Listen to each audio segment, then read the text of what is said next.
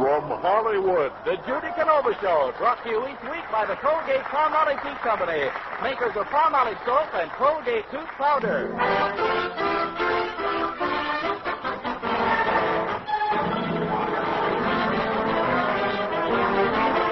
Palmolive soap, your beauty hope, and Colgate tooth powder for a breath that's sweet present the Judy Canova Show. With Mel Blanc, Ruby Dandridge, Verna Felton, Joe Kearns, the Swordsman, Opie Cates and his orchestra, and starring Judy Canova.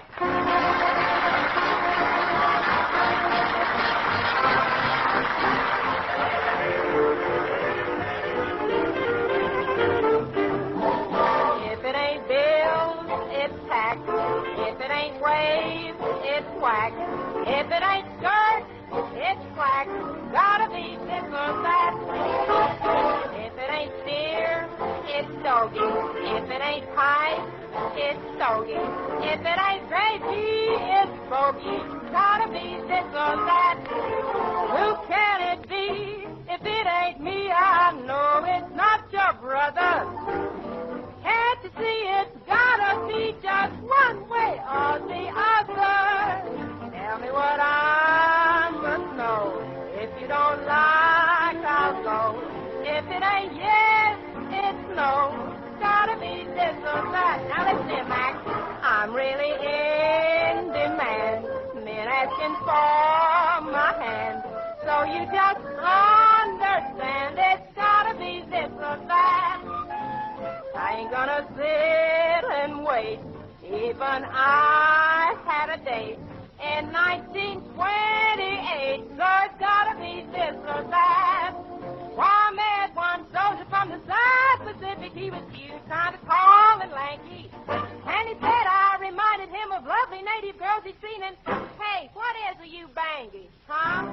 So just make up your mind. 'Cause if you don't, you'll find I ain't the patient kind. And you're liable to come in contact with a baseball bat. So it's gotta be this or that.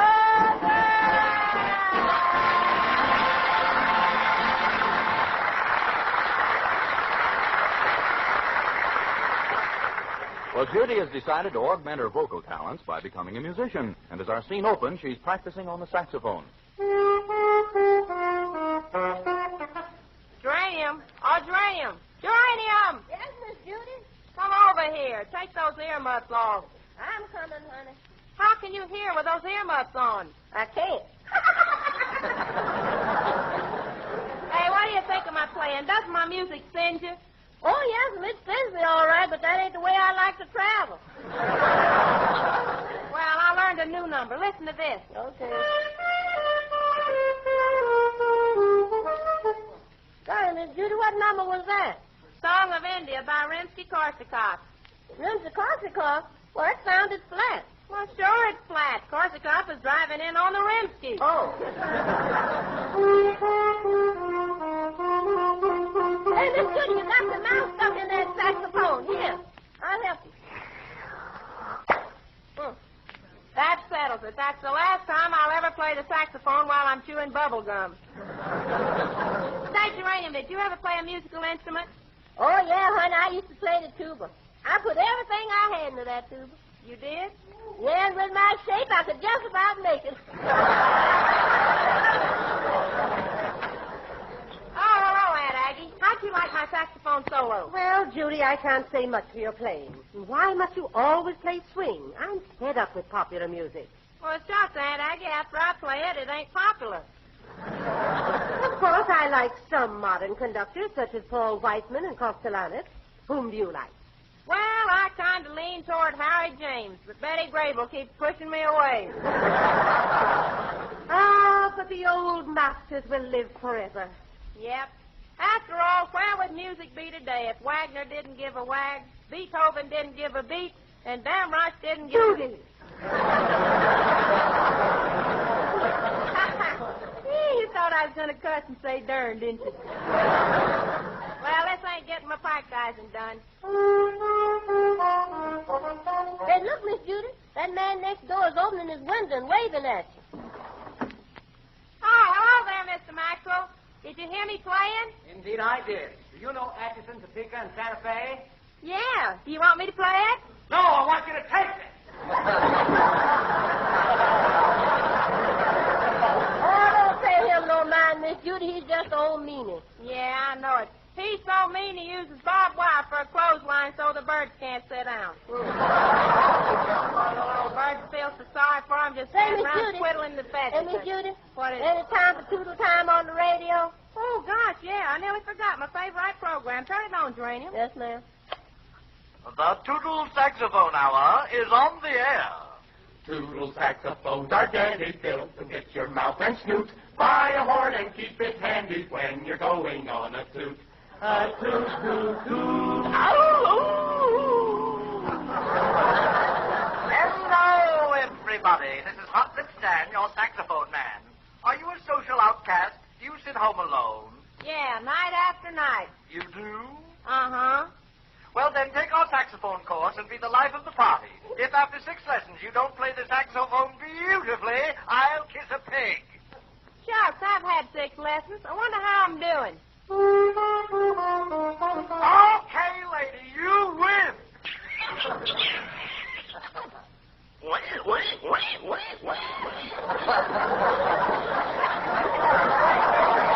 Turn that darn thing off, Geranium. Yes, ma'am. Doggone it. Seems like every time I turn the radio on, some jughead sticks his tater trap into the microphone and says, Pardon me for talking in your face, Senorita.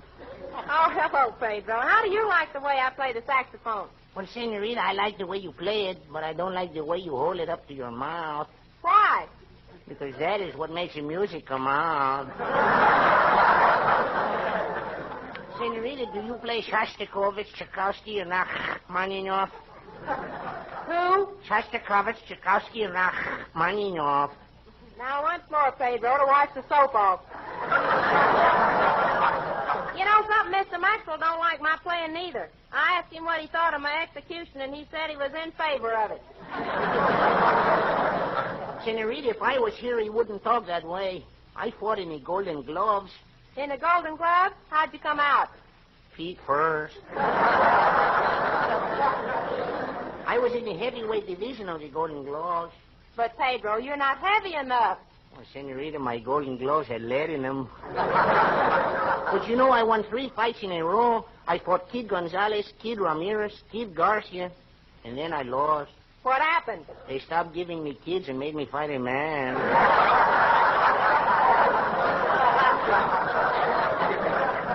But the biggest moment of my career was when I fought Joe Louis.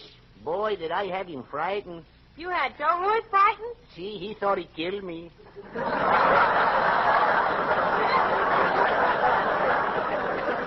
Well, Senorita, I will go now. Buenas tardes. And a hot toddy to you too, Pedro.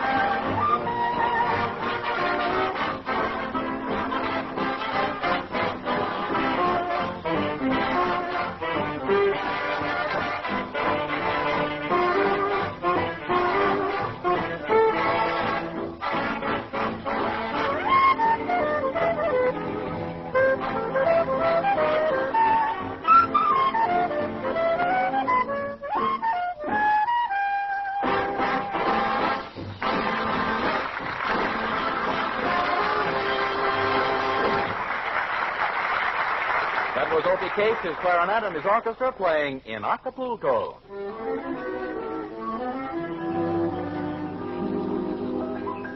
Use Colgate tooth powder, keep smiling just right. Use it each morning and use it each night. Don't take a chance with your romance. Use Colgate tooth powder. Remember this message from Colgate Tooth Powder. When the one you've a crush on gives you the brush off, quickly ask yourself, could I have a little breath of trouble? For that breath of trouble, I mean unpleasing breath, has cooled many a romance. Yes, it's happened to thousands without their knowing. So don't you run the risk. Follow the Colgate Tooth Powder routine. Brush your teeth night and morning and before every date with Colgate Tooth Powder. For Colgate Tooth Powder cleans your breath as it cleans your teeth. Because scientific tests have definitely proved that in 7 cases out of 10, Colgate Tooth Powder instantly stops unpleasing breath that originates in the mouth. What's more, no dentifrice at any price cleans your teeth more quickly and thoroughly than Colgate Tooth Powder. Remember to buy it first thing. Remember the name, Colgate Tooth Powder, with the accent on powder. Don't take a chance with your romance. Use Colgate Tooth Powder. Miss Judy, there's a note from Mr. Maxwell, the man next door. Let's see what it says. Oh, it says he's coming over to tighten the part of my saxophone so I can't play so loud. Yeah, well, what part's he going to tighten? The strap around my neck. But I'll show him. I'm going to be a great musician. Yeah, honey. Maybe someday you'll even play at Carnegie Hall or the Metropolitan. Pardon me, Miss Canova. Yes, mister? I heard you playing the saxophone, and I've come to sign you up. Oh, are you from the Metropolitan? No, I'm from Prudential. Hey,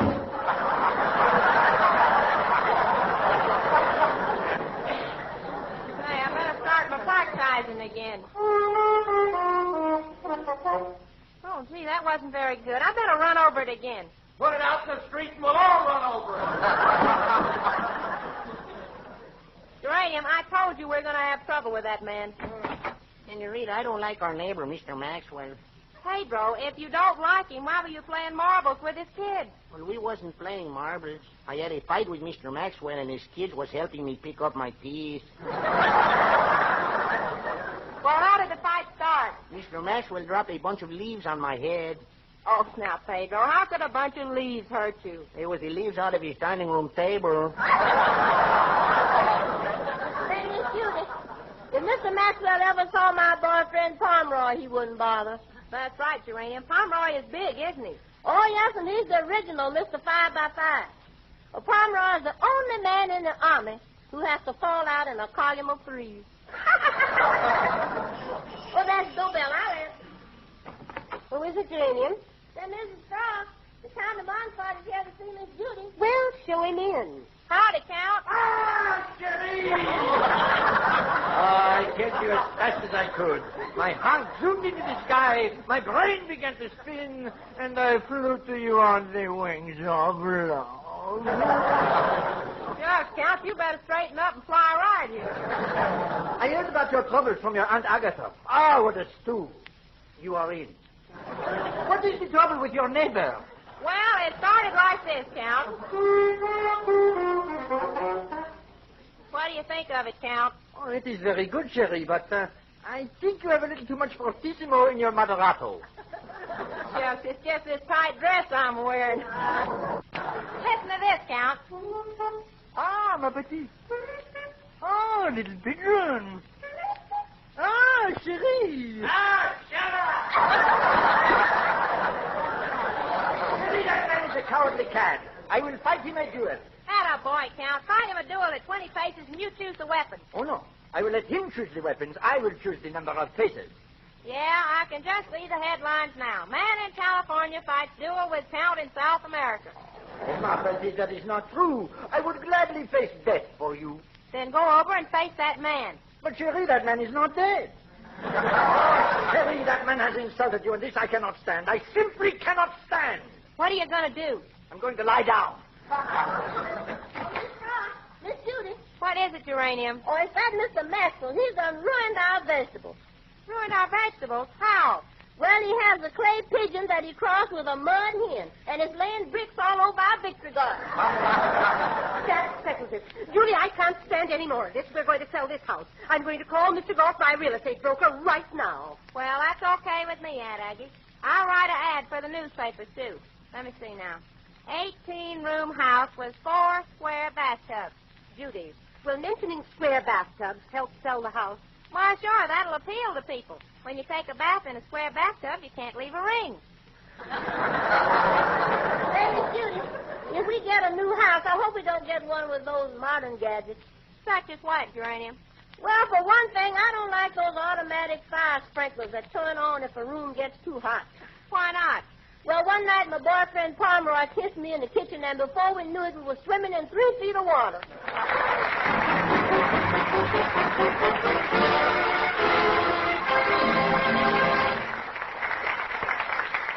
Hey, wait a minute. Has anybody seen Judy? Yeah, we saw her. She was in a little jukebox joint.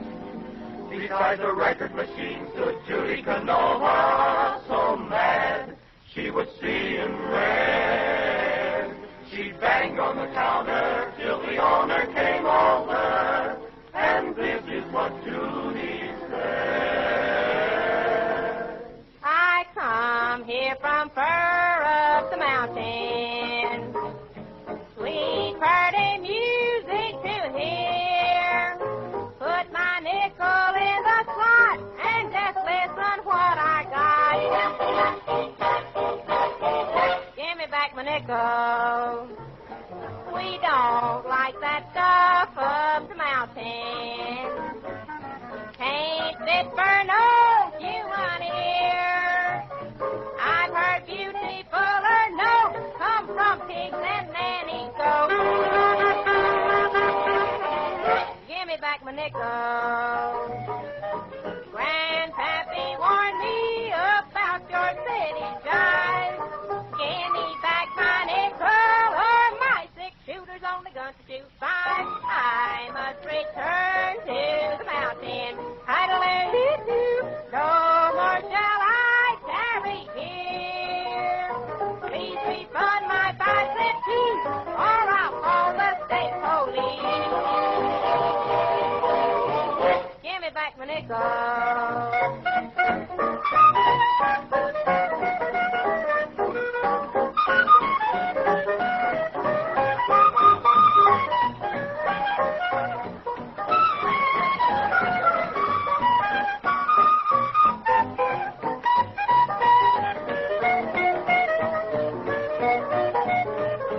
Ain't 'cause I'm stingy or 'cause I ain't a sport, but I'll get back my nickel if I have to take it to the Supreme Court.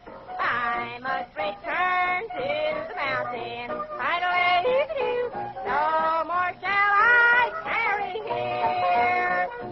Anyone that likes that jazz should be sent to Alcatraz. Give me back my nickel.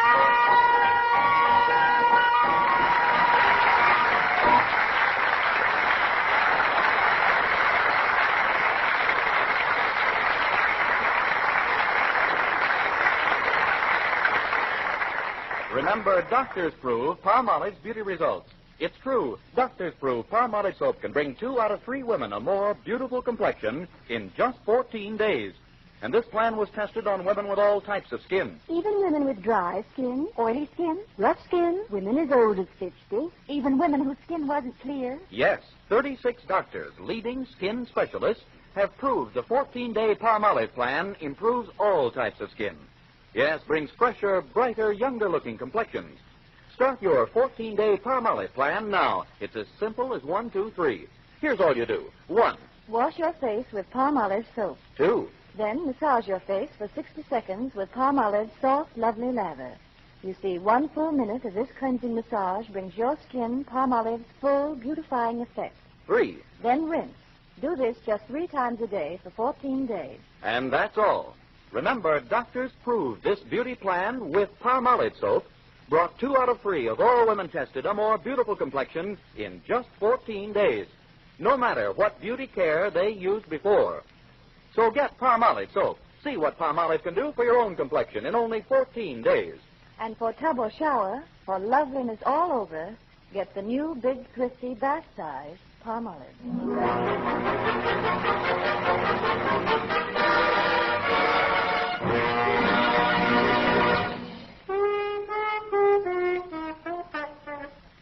Well, Aunt Aggie, do you think my saxophone playing has improved?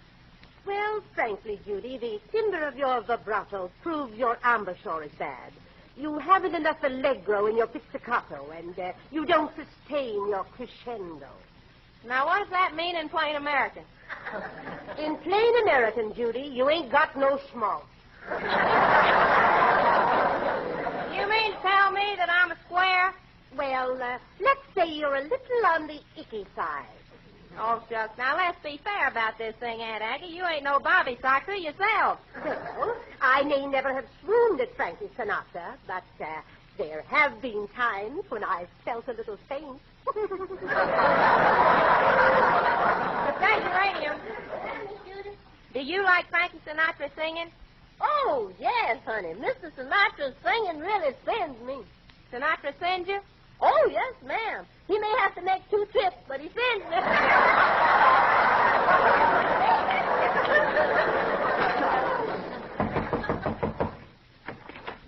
Good morning, ladies. I have wonderful news. Oh, it's Mr. Goff, my real estate broker.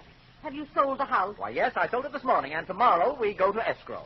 Escrow? Gee, that's swell. Is that anywhere near Pismo Beach?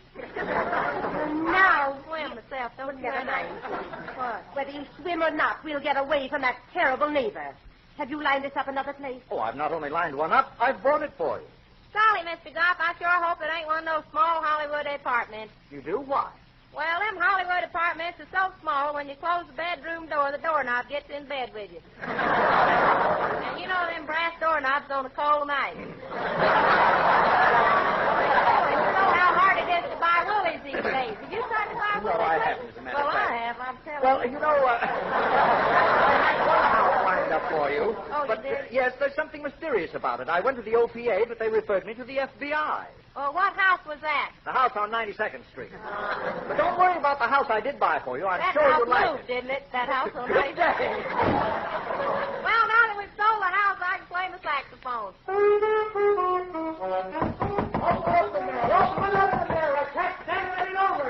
Oh, why, Mr. Maxwell. Say, I thought you were a younger man, but you got white sideburns. These aren't sideburns. I've got cotton stuff in my ears. Yeah, mighty poor grade of cotton. There's some boll weevils crawling down your chin there. What do you mean busting in like this, anyhow? It's that saxophone. Can't you play any other instrument? Well, I can play the split. Split. Don't you mean flute? No, when I play, I spray. Yeah, I don't kill no flies, but I sure can murder the bees. There's liable to be murder, all right. I'm telling you that if you think... Say, what am I mad about? I forgot what I came over here to tell you. I just bought this house, and I'm going to throw you out. Do you hear that, Aunt Aggie? Mr. Maxwell bought our house. Well, Miss Judy, that real estate man's back again. Oh, come in, Mr. Goff. Miss Canova, about that house I bought for you, I forgot to tell you where it is. Here's the address. Mr. Goff, why, he sold me this house. What house did you buy, Miss Canova? Gee, well, we bought your house. Hey, no, we're right back where we started. What are we going to do about it? Well, I don't know what you're going to do about it, but I got to get back to my practice. Oh, not that! Not that! Not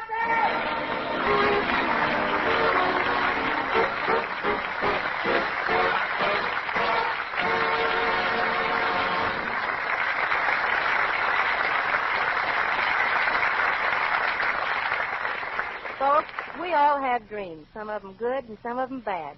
But there's one dream we all share with our loved ones in the armed forces who are still overseas. The dream of the time to come when we can all be together again. I'll buy that dream.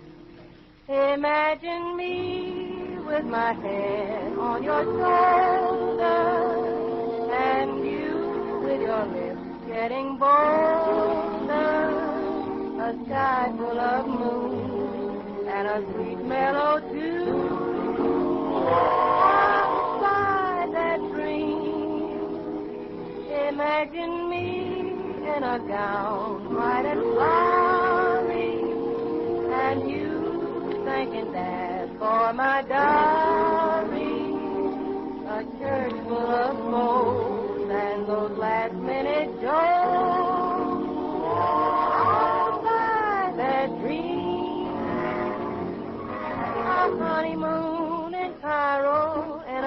brand new auto gyro, sent home by rocket and a wing.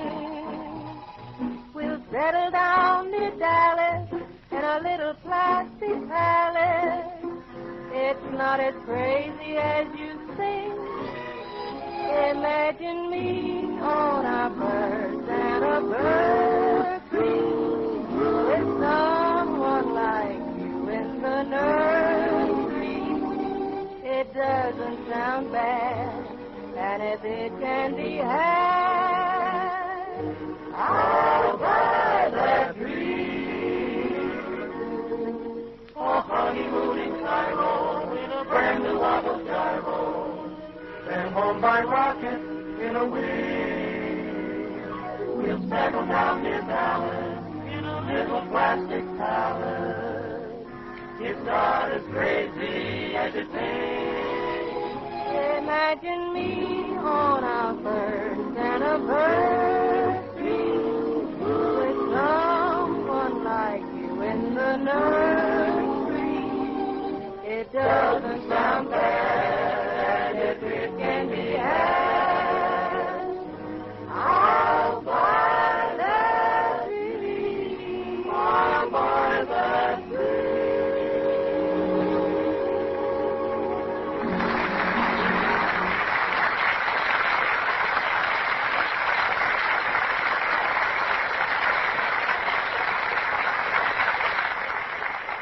This is Vern Smith asking you to follow the 14-day Palmolive plan for a lovelier complexion. And don't take a chance with your romance. Use Colgate tooth powder night and morning and before every date. Good news, ladies. More points for used fats. Yes, you now get 4 points a pound for your used cooking fat. 4 instead of 2.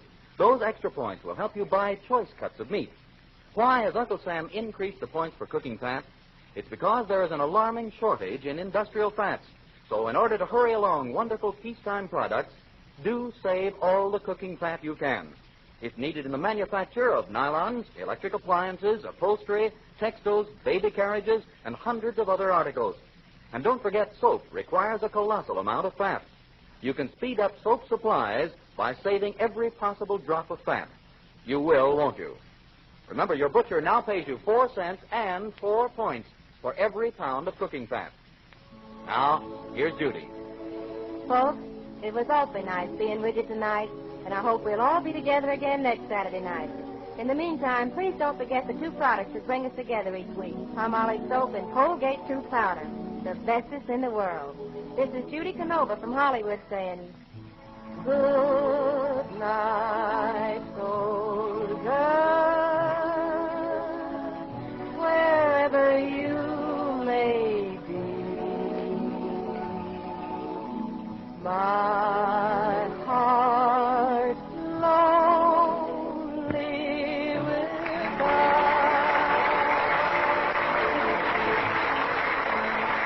The Judy Canova Show is written by Fred Fox and Henry Hoople. This is the National Broadcasting Company.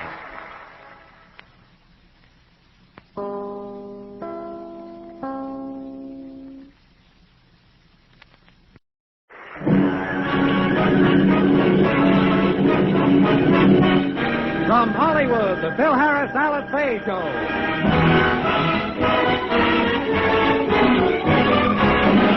For your enjoyment, here is the Phil Harris Alice Faye Show, written by Ray Singer and Dick Chevrolet, with Elliot Lewis, Walter Tetley, Robert North, Janine Roos, Ann Whitfield, Walter Sharp and his music, yours truly, Bill Foreman, and starring Alice Faye and Phil Harris.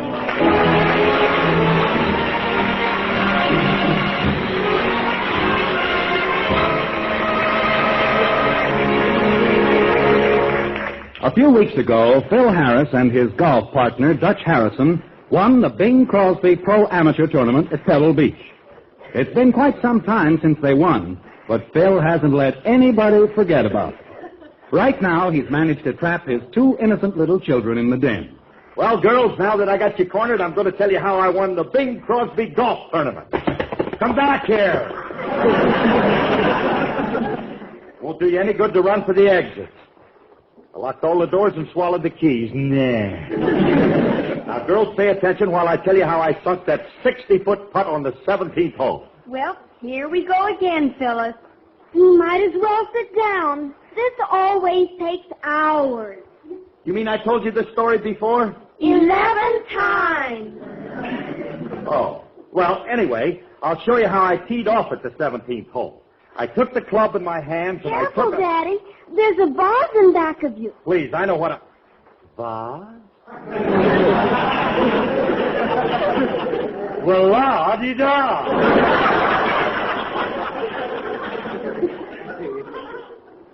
She has an English truant officer. Thank you, Baby Rosemarie. Look, honey, I know how to handle the club. Now, as I was saying, I took the club, swung it back.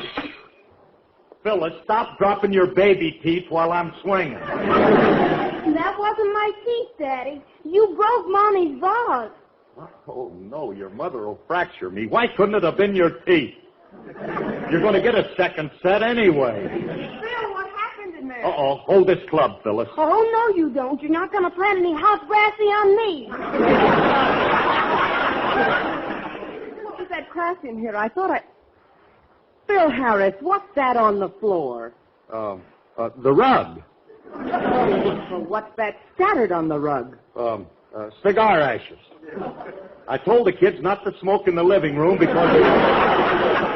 Stop it. Those aren't ashes. Those are... Oh, Phil, you broke my Chinese vase. Vase, dear, vase.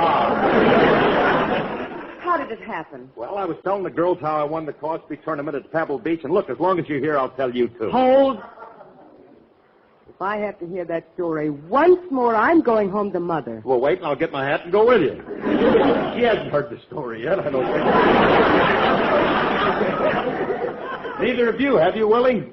Everybody's heard it. We don't want to hear it again. Oh, I'd give anything if I could find a golfer to beat the knickers off of you.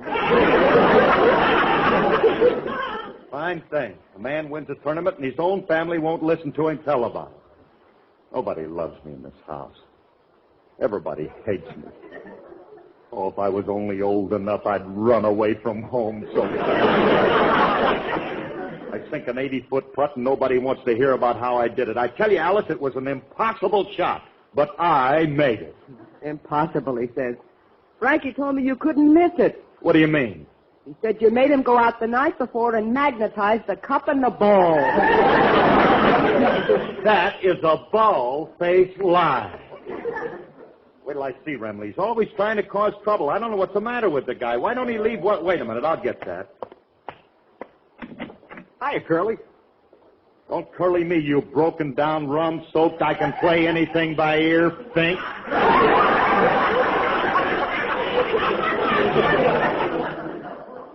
Glad to see me, huh? Yeah. Come in, you no-talent Eddie Peabody, you. What's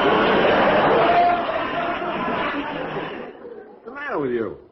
Did your waves set hard and too fast and crack your little skull? Nobody has a bone to pick with you. I certainly do have a bone to pick with you. Just to belittle me and get me in trouble with my wife, you have to tell her a lie about me. Which lie are you talking about? I'm talking about the lie you told her about Pebble Beach, and I want you to tell her what really happened and tell her the truth. Okay. Alice, you remember when I told you about the night Curly went out to dinner with Bing Crosby? Yes. Well, her name wasn't really Bing. Her name was Bubble. Not that one. Let's get back to the golf. All I want you to do is to tell her how I made that 140-foot putt. And tell her that the hole and the ball weren't magnetized. No, of course they weren't, Alice. That was just a wild story I made up. Good. Now tell her how I really did make it. We planted a strong vacuum cleaner in the hole and...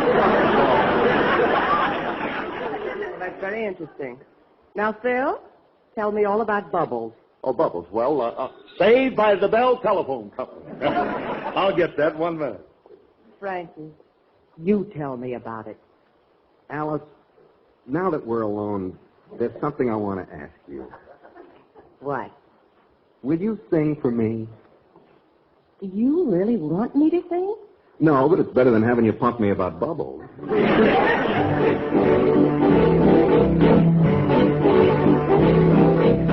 I hear singing and and there's no one there. I smell blossoms and the trees are bare. All day long I seem to walk on air. I wonder why, I wonder why.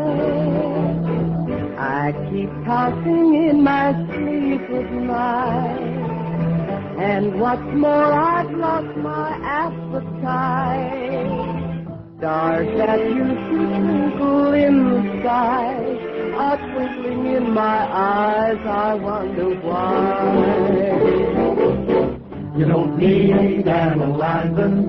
It is not so surprising that you feel very strange but nice. Your heart goes pitter-patter. We know just what's the matter because we've been there once or twice. Lucky. Put your head on our shoulder. You need someone who's older. Or up down with a velvet glove. That I'd love. There is nothing you can take to relieve that pleasant day. You're not sick, you're just in love. You don't need and there's no one there. I smell blossoms and the trees are bare. All day long I seem to walk on air. I wonder why. I wonder why. I keep tossing in my sleep at night. And what's more, I've lost my appetite. Stars that you can twinkle in the skies are twinkling in my eyes. I wonder why. We're just in love.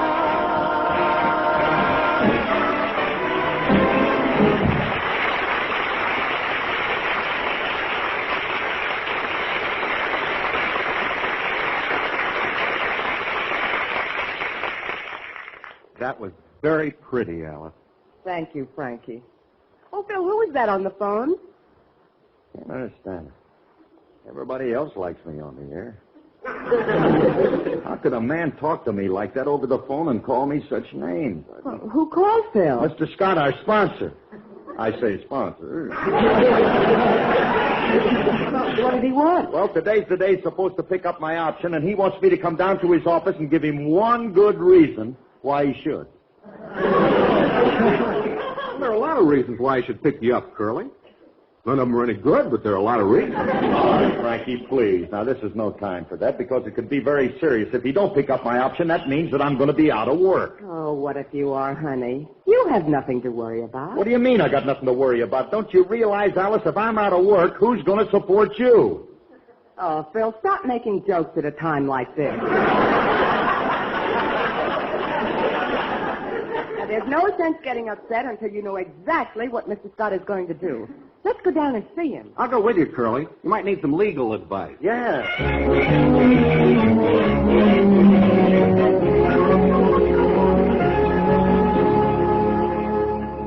I'm sorry, Harris, but that's the way I feel about it. Mr. Scott, you can't do this to me. I've done a good job as a comedian on your show. I've told a lot of funny jokes. I'll admit I've done a straight line here and there, but you got to give the audience a chance to catch their breath. You just can't keep them laughing all the time.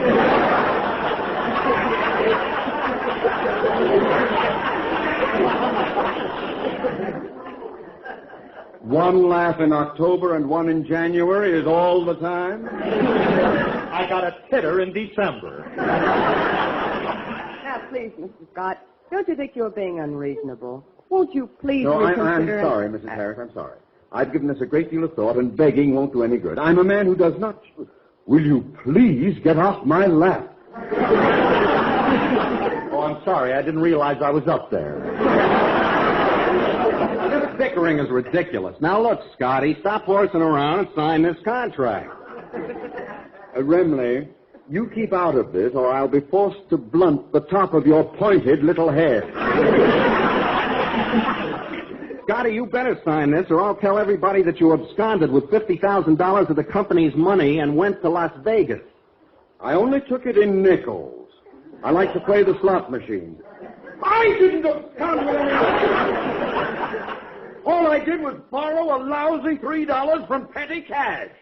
Mr. Scott, just why are you letting my husband go? Mrs. Harris, I didn't say I was letting him go. You didn't? No. All I'm trying to tell you, Harris, is that with conditions the way they are, I'll have to cut your salary slightly. Oh, well, gee, that's all right. I don't mind making a little less. Oh, well, now, that's the spirit, Harris. And I'm sure you'll find some way of getting along on $8 a week. Hey, Doc, look, Mr. Scott, I'm willing to make a slight cut, but this is ridiculous. And I don't have to entertain for a living. There are other ways that I can make money. Like what? I dare you to name one honest way. I can make a good living at golf. You probably could if you caddied every day in the week. Look, I'm not talking about caddy, and I happen to be a champion golfer. I won the Bing Crosby tournament at Pebble Beach. Or haven't I told you about that? You told me. I'm tired of hearing you brag about your golf. I could use a broom and beat you. You could beat me? Did you hear that, Rumley? Yeah. Hear that, Alice? Yeah. And he probably could. All right. Look, Scotty, I'll tell you what I'll do with you, bud. I'll play you a private match and make you a little bet. It's a deal. Okay, I'll bet you $50 that I beat you. Make it 100, Curly. We still got the vacuum cleaner.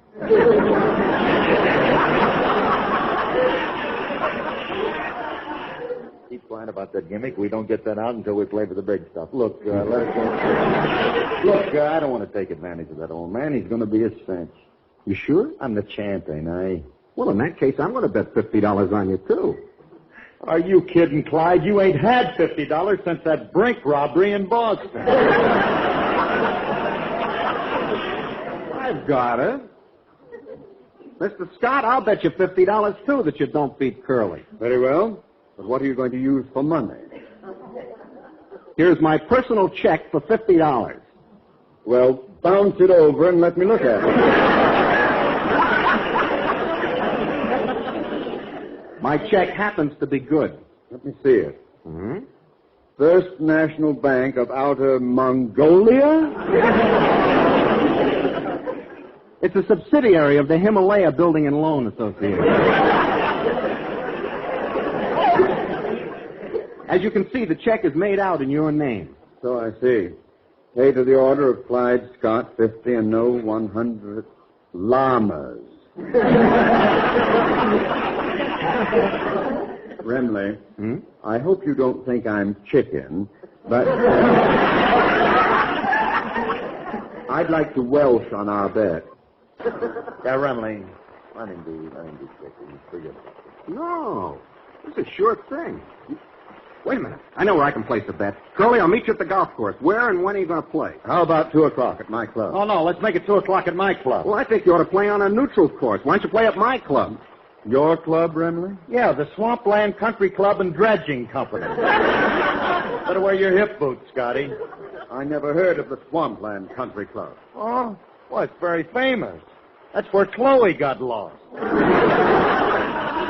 She was looking for a crow flight at the time. We'll play at my club, Lakeside. Yeah, okay, I'll meet you out there. Don't worry, Curly, you can't lose. I'm going to be caddying for you. Yeah, okay, Frankie. Okay, Scotty, I'll meet you at Lakeside, 2 o'clock. Yeah, so one more thing, Harris. I want this game to be on the level. So? So Remley won't be caddying for you. I'll get you a caddy. Get me a caddy. I'll see you later, Scotty. Hey, Phil, you think you'll win? I think I'll win. Honey, I can't lose. It'll be the easiest 50 I ever made.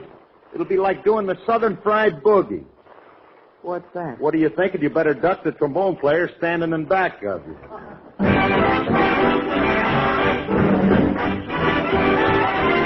There's a certain dish they always make in the South, and when you eat it, you will find it melts in your mouth. I'm the guy who ought to know how good it can be, 'cause my mammy always used to make it for me, and it's that southern fried chicken I'm raving about. It's the kind of food that I just can't do without. Now here's the recipe, try it and you'll see. When you serve it, everyone will say,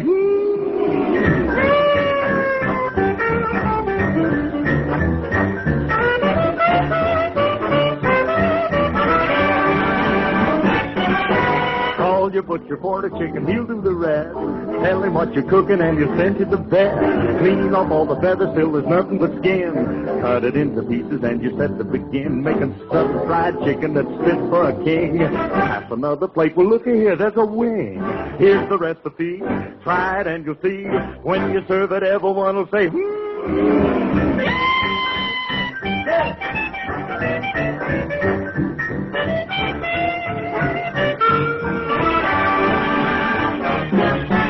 Get some flour, you with added seasoning too. Roll the chicken in it, and then here's what you do.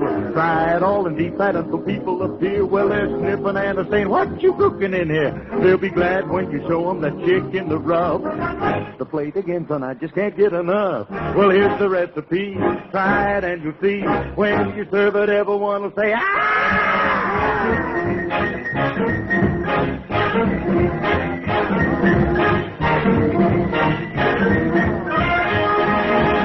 Now you've got the recipe, so why hesitate? Try the southern dish and man, you'll say that it's great. Serve it with potatoes, make a French fry, you know. Don't leave out the chicken, he's the star of the show, 'cause it's southern fried chicken this recipe's for. Don't pass me the plate, son, I can't eat anymore. Well, maybe I'll have one more gizzard.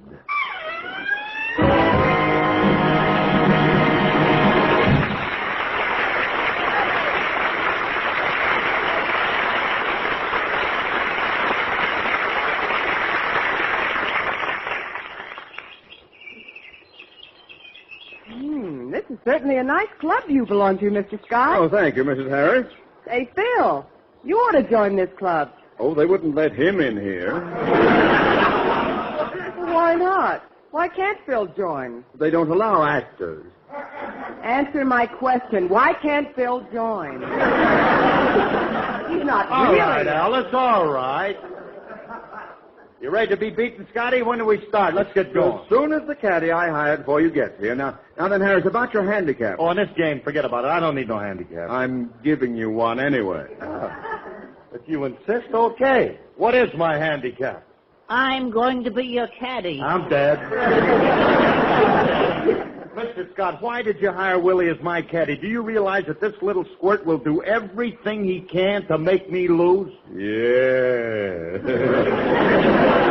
I know what I'm doing every minute. Mr. Scott, this isn't fair. I can't win if Scorpy Fay is going to caddy for me. I refuse to let this guy... Quit belly aching and tee up. I won't do it. You're going to do everything you can to louse me up. Philip, how can you say that? After all, I'm your caddy, and it's my sworn duty to do everything in my power to help you win. Besides, what can I do to make you lose? Well, you probably went behind the clubhouse and sawed all of my clubs halfway through. That's not fair. You peaked.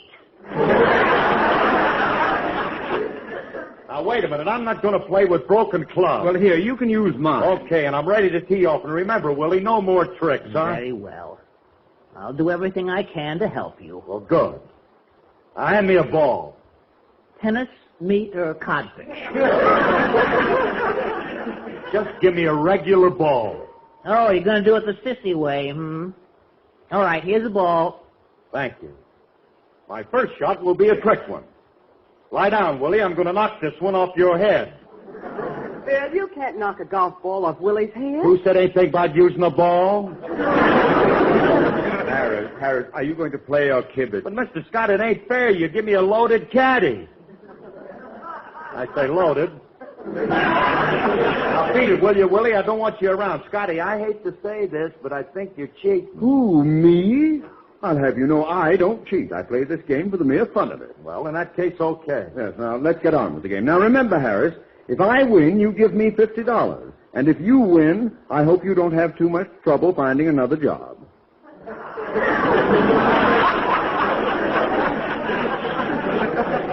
Mr. Scott, why should it cost me my job if I win?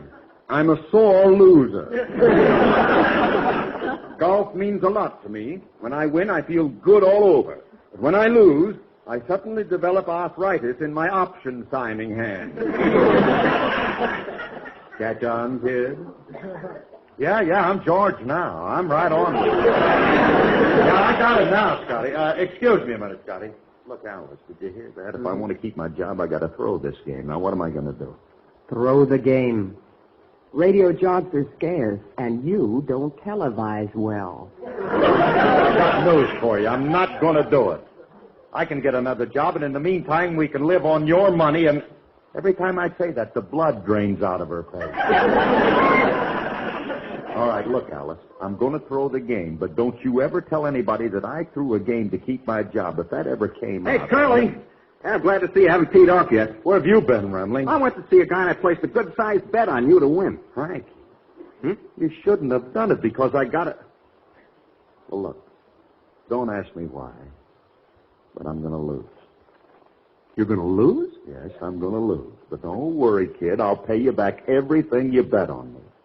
You will? Certainly. How much do you bet? $3 million.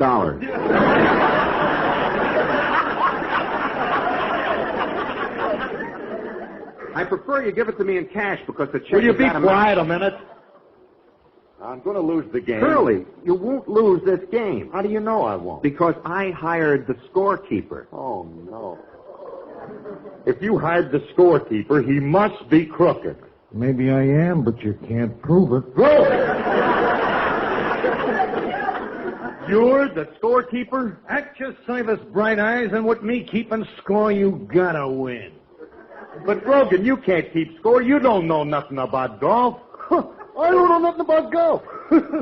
Me, who for 20 years was the pro at the Leavenworth Country Club.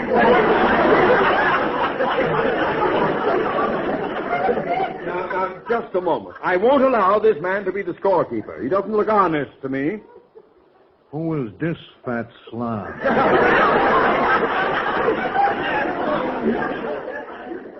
He is my opponent. This is Mr. Scott, Grogan. This is my boss. Glad to meet you, Scotty, and it's too bad you lost. What do you mean I lost? We haven't started to play yet. Well, don't argue with me. According to the scorecard, Harris won the game. What scorecard? The one I filled out after I placed $10,000 on Harris to win. Grogan, don't tell me that you bet $10,000 on me to win. Well, sure, certainly. I got it spread out all over the country. I bet $2,000 in Los Angeles, 1 in St. Louis, 2 in Chicago, 2 in Philadelphia, and 3 in New York. Nothing in Boston? No, I've been banned in Boston. Look, Grogan, you shouldn't have bet on me because I'm going to lose. Oh, he's going to lose, he says. Harris, jokes like that make my Tringer figure itch. Tringer finger?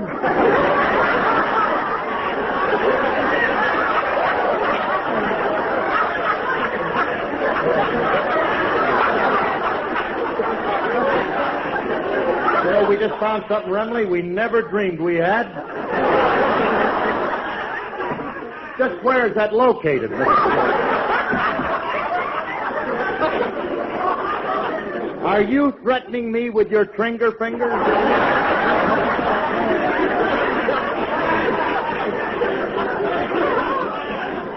Why, heavens to rigor mortis, no. Say, Scotty, maybe we ought to call this game off, huh? Yeah, that's okay with me. Well, it ain't okay with me. I got $10,000 riding on Harris to win this game, and he better win. Now tee off, fatso. Yes, sir. But I insist we play this fair and square. Well, naturally. This won't be played under the Marcus of Grogan rule. Now I'll put this ball down and you tee off. No, wait a minute, Grogan. I'm supposed to tee off first. Don't touch that ball, Harris.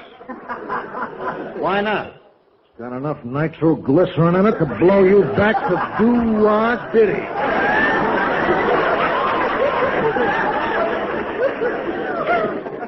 Oh, after you, Scotty. And when you hit the ball by... No.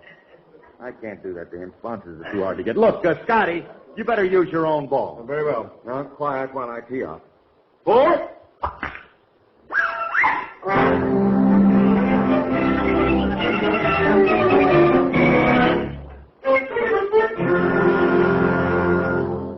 Oh, Phil, I couldn't wait for you to get back. Who in the game? Well, we don't know yet, honey. Grogan's adding up the score now, but it was very close. Close? I beat the pants off you, Harris. Grogan, read the final score. Yeah, okay. They're the official figures. Scott, 18 holes, 78 strokes. Harris, 18 holes, 16 strokes.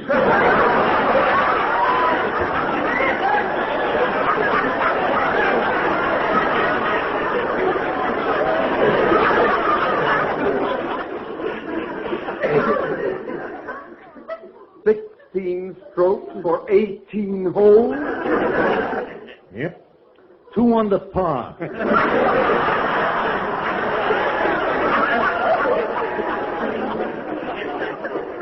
Oh, yeah, you played a great game, Harris. Oh, if I'd have been using my Tranger finger, I'd have done it.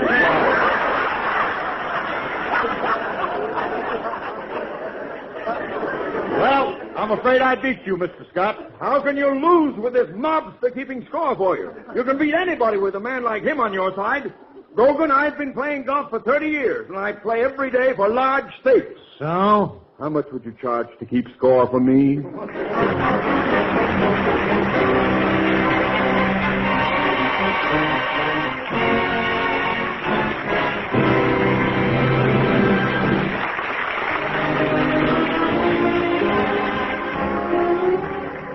Folks, this is Phil again with a very important message.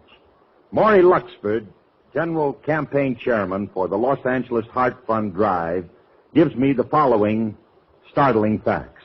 Last year, more people died of heart diseases than the total population of San Francisco. 10 million Americans today are suffering from some form of heart disease. 1 out of every 3 people die from some form of heart ailment.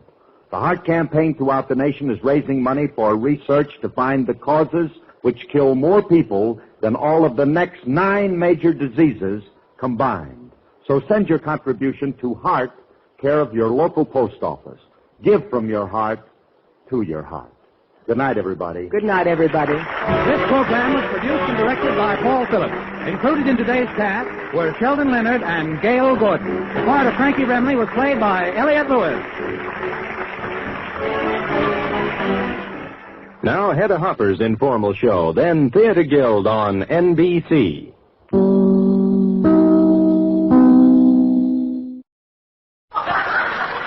The Johnson Wax Program with Fibber McGee and Molly.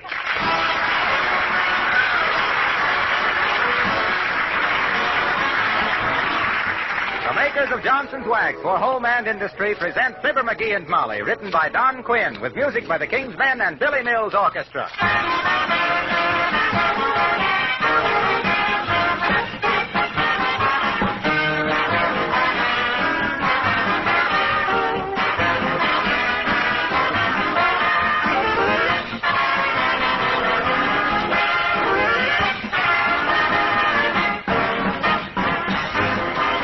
When you apply wax in your home to wood, leather, or metal surfaces, you do so because wax gives those surfaces protection.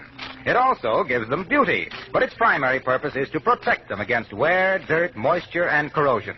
And because you can reapply wax whenever it's needed, you give these surfaces nearly permanent protection. It was very natural that your experience with Johnson's Wax should lead directly to the use of special wax finishes for many kinds of war materials. I won't try to tell you what they all are, but they include many surfaces made of metal, wood, leather, and rubber. And here again, the wax is used for protection of vital materials. You might be interested to know that even paints were developed that actually contain wax, called Johnson's Wax Fortified Paints. During the war, these have been greatly restricted, but they will again be available for industry, institutions, and products after the war. It's partly your use of Johnson's wax on floors, furniture, and woodwork that has led to this increased usefulness of wax in war.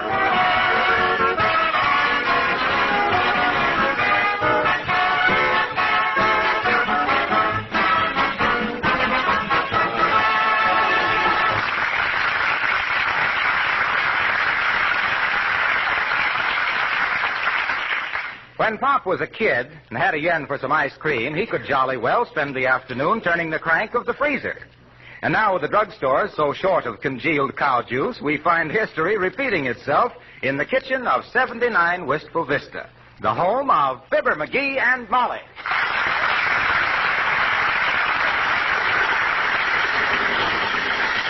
I'm having that ice cream is frozen, McGee. That thing makes too much noise. What? I say that thing makes too much noise, dearie. Wait a minute, I can't hear you. What'd you say? I say that thing makes too much noise. Oh. Don't you think it ought to be about done? What's that? I say, don't you think it's about frozen? Wait a minute, I can't hear you. What'd you say? I say, don't you think it's nearly frozen by now? My gosh, it ought to be. I've been cranking this thing for 3 hours. I know, dearie, you must be. What are you waving your hand at me for? I'm not waving it. It's doing that by itself. I've been turning that freezer so long, even my wristwatch has got a dizzy look on its face. Well, you're the one who wanted the ice cream, sweetheart. Ah, why can't I control my appetites? Must be the beast in me. Whew, boy, am I tired. Well, I didn't make you turn that freezer, McGee. You wanted some ice cream, and the drugstore's always out of it, so I just said, why don't you make some? Yeah, it's a good thing I didn't get hungry for some Roquefort cheese. You'd have suggested I go out and milk a goat. Now, look, dearie, don't blame me. Yeah, I know. I brought it on myself. I know. I just got a sudden urge for a chocolate sundae or something. Gee whiz, I don't know why. Hey, what are you going to do? I'm going to put on my apron and turn that freezer for a while. I'm getting hungry for some ice cream myself. Oh, no. I'll do it, Molly. Huh? I'm rested now. Well, I just assumed. No. This is man's work.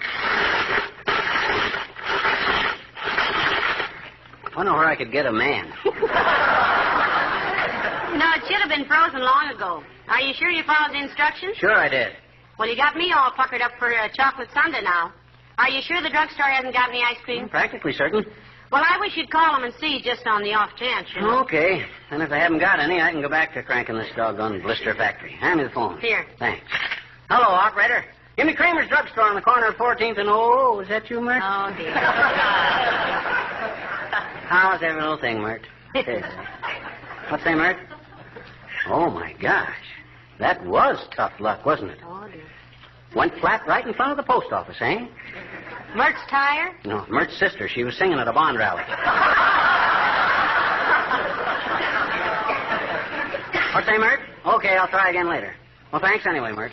Drugstore don't answer. Say, let's go down there and see if they have any ice cream. Ah, now you're talking. That's the deal, Tootsie. Maybe when this darn thing finds itself all alone in the house, it'll get the cold chills or something. Well, I'll go get my hat and purse. Now, you lock the back door. Okay. Ah, there goes a good kid. Just going to the drugstore because she knows I want some ice cream. Well, looks like it's my duty to get my cutie patootie some tutti frutti. First, won't see why. Come in. Hi, mister. Oh, hi there, little girl. How do you do it? Do what, mister? How do you figure out just when the most inconvenient time will be to drop in here? Why? Huh?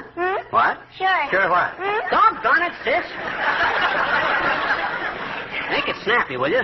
Mrs. McGee and I are going down to the drugstore. What was it you wanted? You know what, mister? No, what? I just joined the Boy Scouts a little while ago. You what? I just joined the Boy Scouts, I bet you. Gee, they're swell. Yeah, but now, wait a minute. Did you know that this is their 34th anniversary, mister? Did you?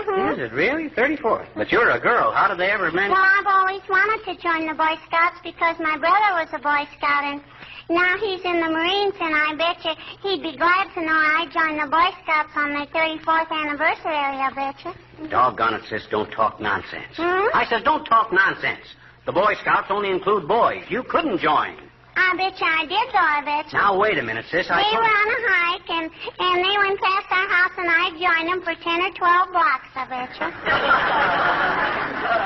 And I said, what patrol are you boys? And one of them said, we're badgers. Mm-hmm. And I said, Merrick Badgers, and that just laid there, so. And then the scoutmaster sent me home. Yeah. None too soon, either. Seeing as I used to be a scoutmaster myself, I'm going to send you home. Go on, Sister Beat, will you? You got time to hear my poem first, mister, that I wrote for school? Is it short? Sure. Shoot. Okay. I call it, There Was an Old Lady Who Lived in a Shoe. Oh, let's hear that. I always get a honk out of Mother Goose. What'd you say? Go ahead. Okay. There was an old lady who lived in a shoe. With the housing situation, she was very lucky, too. So you can just imagine how her blood ran cold when she heard some nasty gossip that the place was half sold.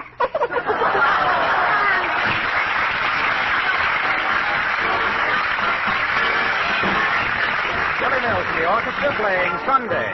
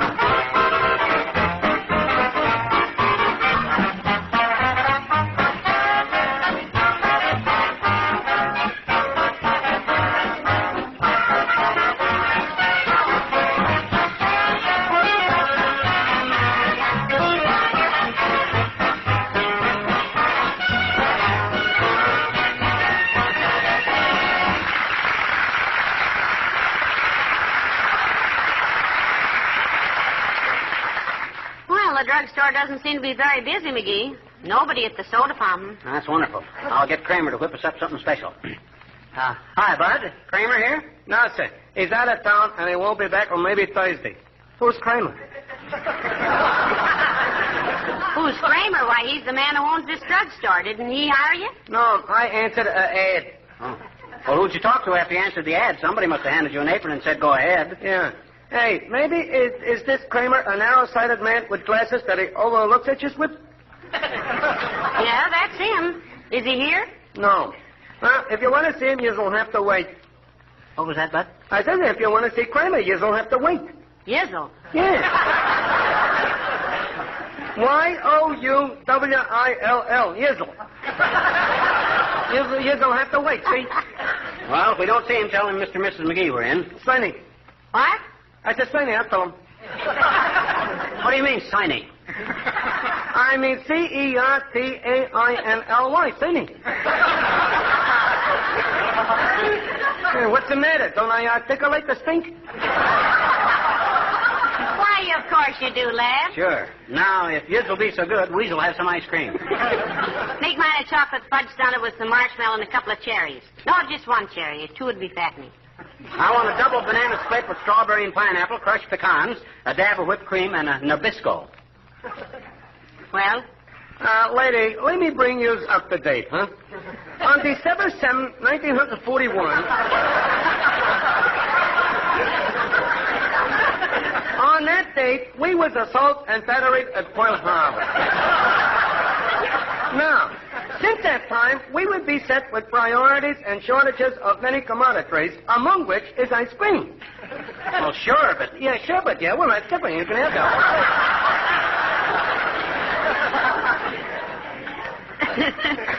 Well, what flavors have you got, lad? Lemon. And you'll have to wait for that. Why? Well, because the Shabbat Company had not yet arrived with our daily allotment. They might even bring some ice cream. If you'll stick around a while, I'll see you that took care of it. You what? See you that took care of it. C-A-R-E-O-S. Carrot. Oh, okay, bud. Well, come on, Molly. Let's look around till the ice cream man gets here. All right, I want to see if I can get some bobby pins and facial tissues Oh, and some... hello there, Mr. McGee. Hello, Mrs. McGee. Oh, hello there, Alice. Hello, Alice. Are you shopping? Yes. I always come to Kramer's drugstore because they carry my favorite perfume. Now, what is your favorite boy bait, Alice? Well, it's a French perfume called Embrassez-moi, ma fou. Oh, meaning what? Kiss me, my fool. Who, me? No, that's the perfume, dearie. Oh. Don't be so self-conscious. Of course, if I can't get Embrassez-moi, ma fou, I try to get C'est tout frère. Say, what does that mean? That's all, brother. Hey, I hear Bob Hope is putting up the dough for a new brand of men's shaving lotion. Really, McGee? What's it called? Jerry Cologne. You get it, kids? It's a play on words. Cologne and Kelowna. You know, the joke is that when you say Kelowna... Ain't funny, McGee. All right, well, don't rub it in. With cologne, you just add it on. Oh, You have a Serta with us, Alice? No, thank you. I got out of the habit of ice cream because my boyfriend hated it so much. Oh. He did, Alice? Why? Well, he was a newspaper columnist, and he said he simply couldn't sit there and see other people getting scoop after scoop. Oh. Well, bye now. Great kid, but I wish she'd carry an umbrella. Why? I don't think she knows enough to come in out of... Hey, here's a weighing machine. I'm going to get weighed. I am too, McGee. You got a penny? Smallest I got's a nickel. Well, I've just got 1 penny. Well, we'll get weighed together. Then subtract my weight from the total, and we'll have your weight. Hey, that's a wonderful idea. Get on. Okay. Penny? Well, 317. Hmm? Heavenly days. Now, what's your weight so we can deduct it? My gosh, I got no idea. You mean you're going to leave me standing here with a weight of 317 and not know how much of it is mine? Well, I'm in a liberal mood. Let's say I weigh 235. Well, let's see now. That'd make my weight 82 pounds. Yeah. Well, isn't that wonderful? Now I'll have to get all new clothes. Hey, wait a minute. There's Wilcox. Hi, Junior. Hello, pal. Hello, Molly. Hello, Mr. Wilcox. Say, I'm glad I ran into you folks. Will you, one of you loan me a nickel? I've got to make a phone call, and I haven't got anything smaller than a 5. Oh, here you are, Junior. Let me take your fountain pen, Molly. What for? Well, Wilcox can write me an IOU on the back of his business card. Oh, for goodness sakes. Can't you trust a friend like Mr. Wilcox for 5 cents? Well, gee whiz. Wait a minute. He's right, Molly. Business is business. You betcha. Will 6% interest compounded semi-annually be okay, chum? Oh, make it 5%. Let's keep it friendly.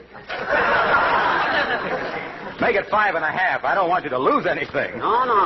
Make it 5 even. I'm no loan shark. It's just a personal thing. Isn't he a sweet guy, Molly? Give you the shirt off his back. Yes, and all he asks in return is your coat and pants. Oh, yeah, well, if business-like methods don't appeal to you... Be quiet now. Mr. Wilcox wants to telephone. Excuse me a minute. I don't see what's wrong with what me takes. I never loaned me anything. I got me something.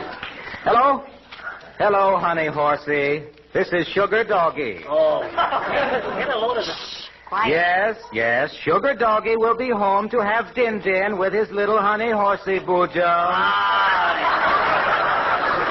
Ain't that nauseating? I think it's wonderful. I wish my husband would talk to me like quiet, McGee. Well, I wasn't talking. What? What was that, Cookie Face? Yes, Lolly Mama. I called on Mrs. McClure. Yes, and she was delighted when she saw what Johnson's self-polishing glow coat did for her linoleum. That's the first sensible remark. Yes, and when she saw how it brought out the original colors and took away the dusty, faded appearance, she was awfully pleased. Yes, and when I told her you don't have to rub or buff Johnson's glow coat, that it shines as it dries, you should have seen her face. Though I couldn't see it myself because all I can ever see before me is your face, Star Eyes. Mm-hmm. Well... Don't do dead overtired now. Dead plenty of West. Goodbye, Elsie Pye. Ah, what a woman. Sometimes I wish she weren't so sentimental. Get to be kind of a strain, does it, Moffat? Yeah. I don't mind it when I talk to my wife, but to go through that just to keep the cook happy, oh, brother.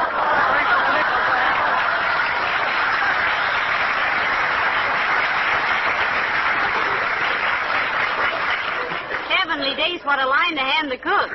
Is help that hard to get? Well, I wouldn't know, dearie. We just have a small domestic staff named Mrs. McGee, remember? No, Hey, I wonder if the ice cream is here now. Hey, Bud, the ice cream come yet? Not that. You'll have to be patient. Ah, yes. The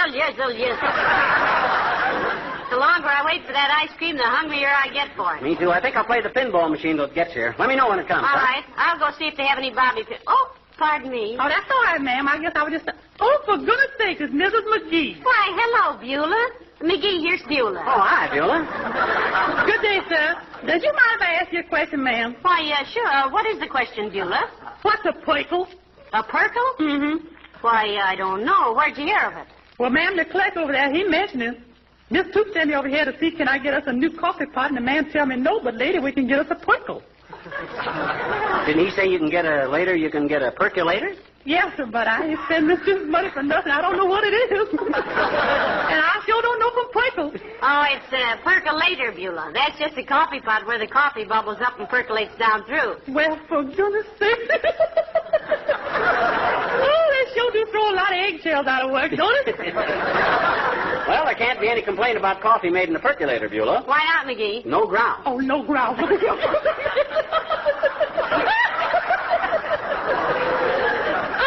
Real amusing, ain't it, man? Well, there are them that think so, including him. Well, that all you got to get here, Beulah, a coffee pot? No, sir. Little Willie asked me to get him some art gum. Art gum, huh? Yes. Though I don't know how that child can stand that stuff. I tried to chew some up, and it tastes terrible. Tastes just like rubber. Well, you're not supposed to chew it, Beulah. Art gum is used to rub things out. It's an eraser. Yes. That sure is all it's good for till it gets a little flavor into it. Excuse me now, folks. I gotta go get Mr. Toots a bottle of something. A bottle of what, Beulah? Well, if you excuse me, ma'am, I'd rather not say. I never gossip about my people. Oh. All I can say is that when Mr. Toots puts this in his pocket, he can sure sing a song of sixpence. You mean a pocket full of... Yes, sir.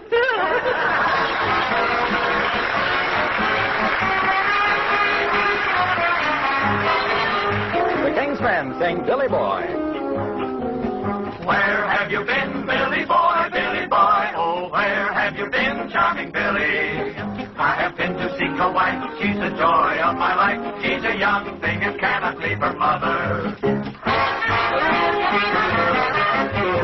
Did she bid you to come in, Billy Boy, Billy Boy? Did she bid you to come in, charming Billy? Yes, she bade me to come in. There's a dimple in her chin. She's a young thing and cannot leave her mother. Can she bake a cherry pie, Billy Boy, Billy Boy? Can she bake a cherry pie, charming Billy? She can bake a cherry pie quick as a cat can wink his eye. She's a young thing and cannot leave her mother. Charming Billy, why do you wait? Why don't you ask her ere it's too late? You better make haste, Billy, time's a-wasting. Does she ever disobey, Billy Boy, Billy Boy? Does she ever disobey, charming Billy?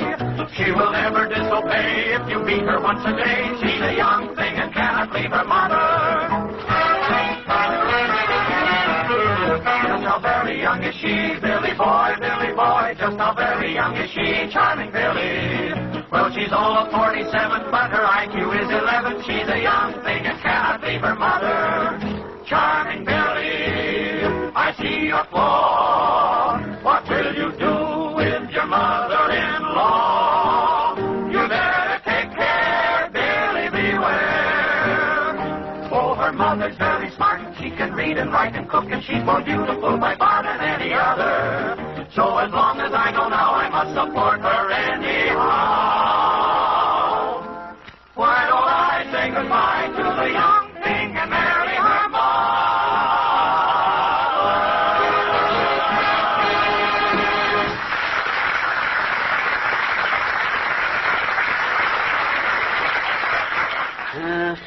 McGee, I just asked the boy and the ice cream hasn't arrived yet. Shall we wait? McGee, I said the ice cream hasn't... Hold everything, Molly. I got one more shot to go in this pinball machine. I got a chance to hit 50,000. 50,000 what? Oh, just 50,000. Look, I got 39.5 right now and one ball to go. Now, don't jar me. This is pretty delicate. Well, go ahead and shoot. Okay, here she goes.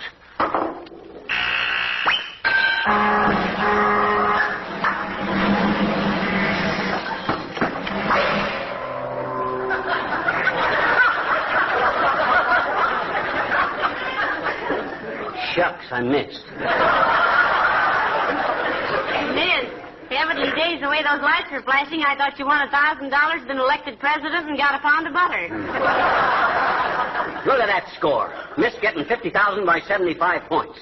Now I can't play another game free. That's disgusting. Gee whiz. Oh, there. Good day, my friends. And how are you this fine January day? Hello, Mr. Wellington. And it isn't January. It's February. Yes, I know. But according to my morning's mail, comprised of notes from several creditors, I seem to be a month behind. And what, may I ask, are you doing in this apothecary? I might even say apothecash and carry. Shop? Well, we got hungry for some ice cream, Mr. Wellington. We're waiting for the next delivery. We saw an ad in the magazine for a chocolate soda, and we decided... Excuse me, McGee, but you dropped your hat there. Oh, thanks. Ladies and gentlemen, we're gathered here this evening in the best interest of our charming community, West Vista. It has been said and with some justice... Hey, cut it out. Stop it. Where am I? Oh, thank you very much, my good fellow. What on earth was all that about? Oh, didn't you know? Wellington makes a speech at the drop of a hat.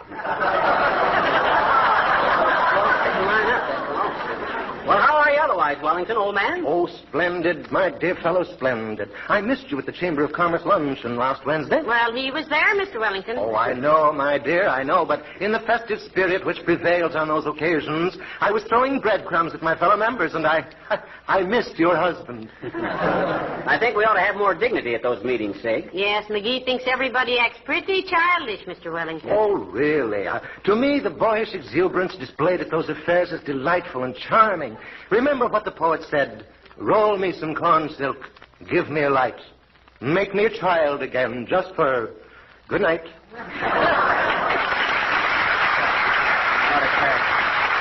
Hey, look at all the people at this road fountain. Is the ice cream here yet? Heavenly days, I hope so. We'll ask the man. Hey, Bud, is it here yet? No, sir. You'll have to be patient. Oh, okay. Good old Yizzle.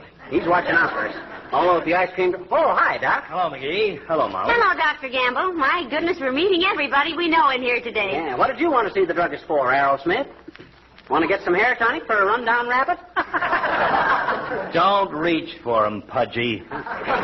Remember, brevity is the soul of wit, and brevity means short, and short means not long, and that's how I can take your alleged humor. Not long.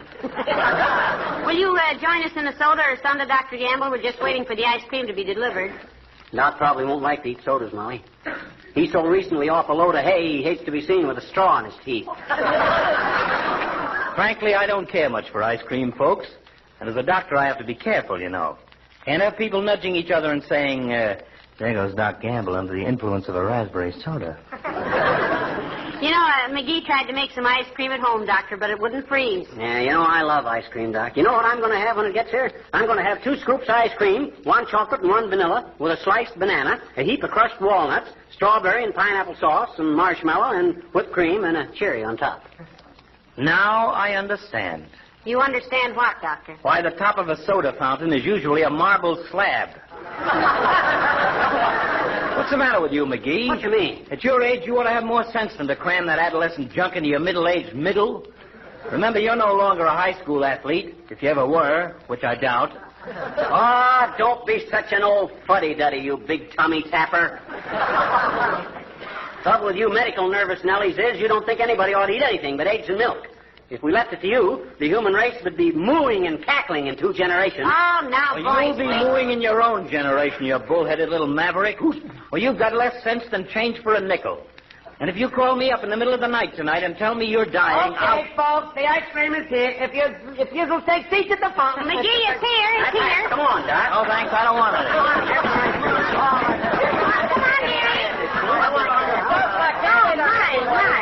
Take it easy. Here, Molly, here's a stool. Where's Doc? I don't know, dearie. I lost him in this Hey, car. Doc, where are you? Hey, Doc. Well, come on, Molly, squeeze in here. Heavenly days, what a rush. Oh, well, we made it anyway. Now, hey, Bud, give me 2 scoops of ice cream with chocolate and pineapple. Sorry, mister, you're too late. Too late. Yeah, you just sold the last 2 scoops to the fat guy at the end of the counter. What thing? My gosh, Doc Gamble, the guy that don't like ice cream. Why, that dirty chiseling on it,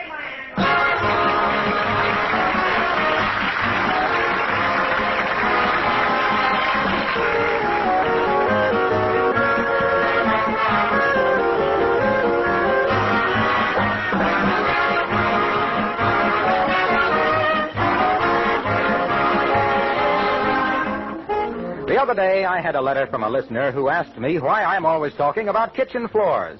Don't you realize, she asked, that we have linoleum in lots of places besides kitchens, like the bathroom, entrance hall, playrooms, even bedrooms? Well, of course, I do realize that. And everything I've ever said about the value of Johnson's self-polishing glow coat for kitchen floors applies equally well to every linoleum surface.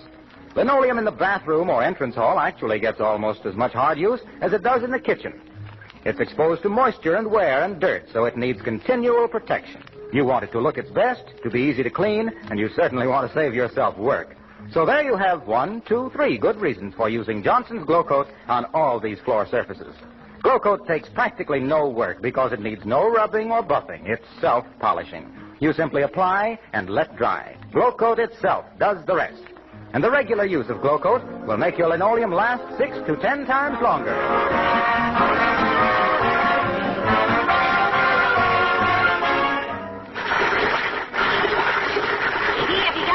Done yet? What's that? I say, isn't the ice cream done yet? Wait a minute, I can't hear you. What's that? I said, isn't the ice cream frozen yet? Well, I guess this just ain't my day to have ice cream. I followed all the directions, too. I don't know what's the matter with it. Put in the eggs, milk, cream, sugar, vanilla, and... Oh, my gosh. What'd you forget? The ice. Oh. Good night, all.